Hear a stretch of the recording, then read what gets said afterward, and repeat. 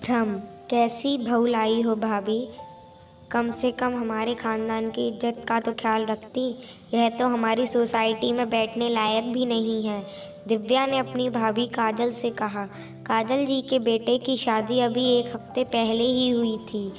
अभी घर में मेहमानों का आना जाना चल ही रहा है। आज काजल जी ने सत्यनारायण भगवान की कथा का आयोजन किया है, जिसमें उन्होंने सारे रिश्तेदारों को बुलावा भेजा है। काजल जी की ननद दिव्या जी भी आई हैं। काजल जी का खानदान शहर में रईस खानदानों में से एक है, जहां हाई फाई लोगों का उठना बैठना है। जाहिर सी बात है कि ऐसे लोगों का हिंदी से तो कोई वास्ता होगा नहीं, सभी अंग्रेजी के गुलाम हैं। ऐसे ही एक खानदान में दिव्या जी की शादी हुई है। मायका और ससुराल दोनों दिखावे और अंग्रेजी के गुलाम, तो उनकी आदत भी वैसी ही है। लेकिन काजल जी सादा जीवन जीने वाली, अपनी मातृभूमि से जुड़ी हैं। शायद इसलिए वह बहू भी चुनकर लाई हैं, जिसने संस्कृत में पीएचडी कर रखी है। जब से दिव्या जी को बहू नैना की पढ़ाई के बारे में पता लगा है, उन्होंने मुंह बना रखा है। आज जब कथा के समय नैना लाल साड़ी पहनकर और 16 श्रृंगार करके सबके सामने आई, तो दिव्या जी उसे देखकर भड़क गई। यह हमारे खानदान का पहनावा नहीं है, कुछ मॉडर्न होना चाहिए था। आजकल कौन हाथ भरकर चूड़ियाँ पहनता है। इस तरह की हजारों बातें। दिव्या जी की बातें सुनकर काजल जी मुस्कुराई। दीदी, मेरी बहू बहुत अच्छी है, जैसी मुझे चाहिए थी बिल्कुल वैसी। बड़ों को मान सम्मान देने वाली और हमारे रीति रिवाज को समझने वाली। देखो अभी से सबके साथ कितना घुल मिल गई है। मॉडर्न बहू तो किसी से सीधे मुंह बात भी नहीं करती। भाभी बहू तो सबसे बात भी हिंदी में ही कर रही है। कितना बुरा लग रहा है। इसने तो हमारे खानदान की नाक कटवा दी। कुछ तो लिहाज कर लेती।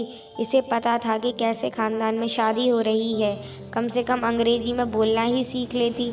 दिव्या जी फिर बोली, लेकिन बुआ जी, अंग्रेजी में बात करने से बोली में मिठास नहीं आती। नई बहू नैना अंग्रेजी में बोली तो दिव्या जी चौंक गई। तुम्हें अंग्रेजी बोलनी आती है? तो इतनी देर से अंग्रेजी में बात क्यों नहीं कर रही थी? मैंने सोचा तुमने संस्कृत पढ़ी है तो तुम्हें अंग्रेजी नहीं आती होगी। दिव्या जी खुश होते हुए बोली, क्योंकि मुझे अपनी मातृभाषा में बात करना अच्छा लगता है। हमारी मातृभाषा है ही इतनी खास। अंग्रेजी में वह मिठास, वह प्यार कहाँ? नैना ने प्यार से कहा, जैसे हिंदी के प्यार में खो गई हो। अच्छा, ऐसा क्या खास है तुम्हारी हिंदी में जो हमें नहीं पता? हम सबको भी बताओ तो हम तुम्हारी बात माने। दिव्या जी बोली, आप मेरी कौन लगती हैं? बुआ लगती हूँ। भाभी, लगता है तुम्हारी बहू पगला गई है। दिव्या जी झुंझलाई। अगर मैं आपसे हिंदी में बात करूँगी तो आपको क्या कहकर संबोधित करूँगी? आंटी और क्या? और ये चाची मामी हैं, इनको क्या बोलूँगी? अरे इन्हें भी आंटी ही बोलोगी और क्या। यही तो बुआ जी, हिंदी में हर रिश्ता अलग बना है। हर रिश्ते का अपना शब्द है, उस शब्द की अपनी अलग भावनाएं और प्यार है। और अंग्रेजी में हर रिश्ता केवल एक ही शब्द से जुड़ा है आंटी, जिसमें ना कोई प्यार और ना कोई भावना। जैसे किसी ने शब्दों का डंडा मार दिया हो। ऐसे ही खास है हमारी हिंदी। यही प्यार और यही भावना हमारी हिंदी को खास बनाती है। हमारी हिंदी में अंग्रेजी भाषा की तरह रूखापन नहीं है। मम्मी जी, अंग्रेजी में आपको भी सिस्टर इन लॉ बोलती हैं और चाची जी को भी। अगर दोनों एक साथ खड़े हो तो कितना भ्रम होता है कि वह किससे बात कर रही हैं, अपनी ननद से या अपनी देवरानी से।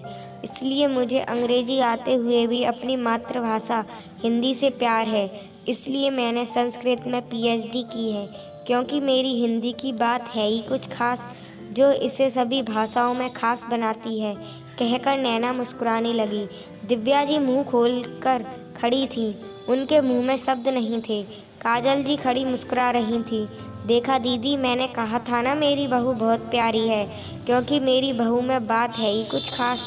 कहकर काजल जी ताली बजाने लगी। वहाँ बैठे सब लोग नैना के लिए ताली बजा रहे थे। उसने हिंदी की खासियत को इतने सरल शब्दों में बता दिया था कि कोई सोच भी नहीं सकता था। तालियों की आवाज़ से दिव्या जी होश में आई। उन्होंने नैना को गले से लगा लिया। मुझे माफ़ करना बहू, मैंने तुझे और अपनी मातृभाषा को गलत समझा। मैं अब तक दिखावे की दुनिया में जी रही थी। तूने मुझे भावनाओं की भाषा समझा दी।